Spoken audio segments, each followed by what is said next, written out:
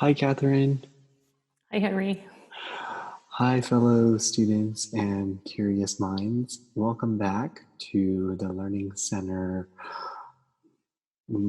table topics, where we continue to have conversations that we wish we had earlier on in our academic journeys. We'd like to kick it off today by talking about a topic called questions.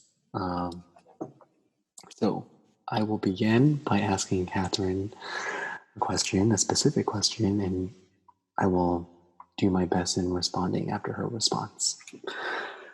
So, Catherine, how do we compose questions so that we can turn information being presented to us into relevant and engaging thoughts that lead to action?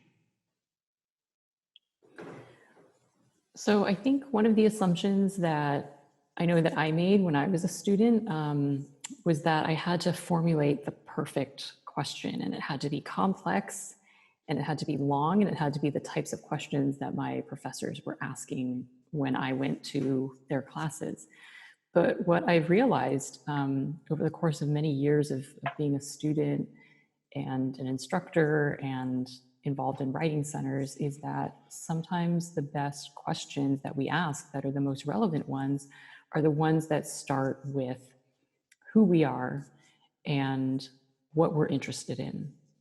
So I think that a lot of questions that we ask actually have something to do with things that we're already interested in, things that we are noticing because we've had prior experiences with them, or things that we're noticing because they're not in what we're reading about. So some of my favorite questions are ones that kind of tap into things that stand out to me, things that I maybe know about or things that I want to know more about that are coming up in a lecture or in a class. And they help me to really form a sense of what it is that I'm super interested in as a student or that I want to learn more about as a student. I love that response. The who part of that response is one that's been really present in my life. Um, I had a hard time finding my identity through going to school. I struggled in vast majority of my classes till this day in achieving grades that I think I'm capable of achieving. So the question of who I am, how my identity plays a role in my journey through academia is one that I continue to ask myself while I'm meditating, while I'm banging my head against my laptop.